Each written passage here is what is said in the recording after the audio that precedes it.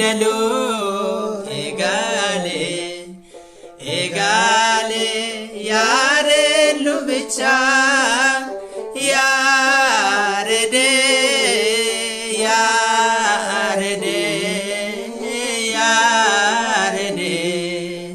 yare lubicha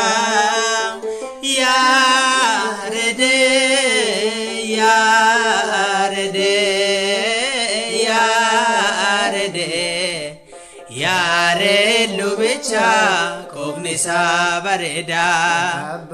maka ilma maka furukul kullu waaqayyo tokko inamaname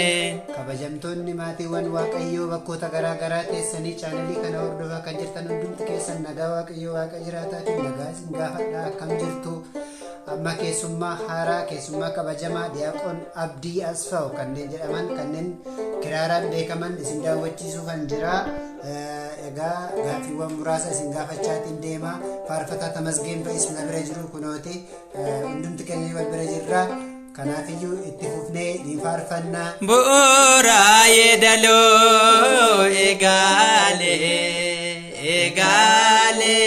yaare lubicha bu'uura yeedaloo eegale yaare lubicha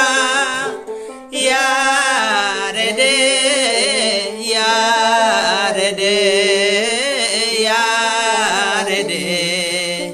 yare lubicha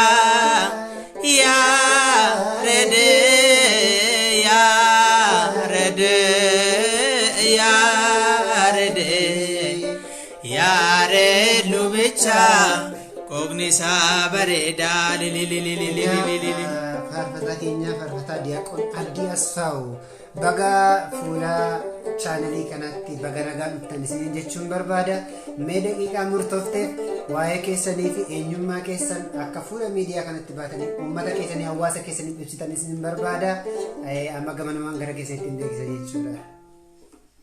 Maqaa abbaa kan ilmaa kana furgulluu waaqee tokko namne jaalatamtoota maatii Kiristoos hundumaaf nagaan ayyaana xiqqoo ishee sagalee keessan lukaasa waaqayyo isiniif haa baay'atu jecha baga nu eegdanii isinillee jedha asii yuutuubii keessanii irratti argamuu koofi baay'een galateeffadha isinis baga nagaan nan eegdan isinii jedha bu'uura yeedaloo eegale yaare lubicha bu'uura yeedaloo eegale yaare lubicha yarede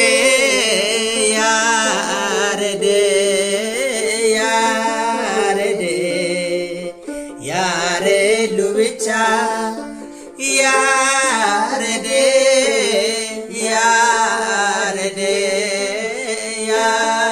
yarede yare lubicha kognisa bareda egaa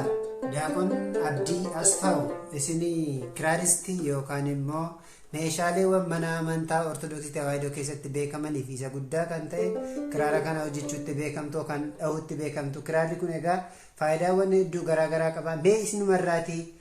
akka hawaasni keenya yookaan immoo uummanni keenya akka ga'uun barbaada mee maal kiraarri kun? Kiraarri kun tokko meeshaa sagalee waaqayyoo kan ittiin faarfatamedha sagalee waaqayyoo yeroo faaruudhaaf dhiyattu akkuma abbaan keenya yaares Zemaawii faarfatee yookiin baganaa qabatee faarfatee jechuudha nullee sanarraa fudhannee sagalee waaqayyoo kan ittiin faarfannudha kan ittiin galateeffannudha mana waaqayyoo keessatti yookiin mana amantaa ortodoksii tawaahidoo keessatti gahee guddaa qaba jechuudha barbaade. Baay'ee galatoomaa isiniin jenna.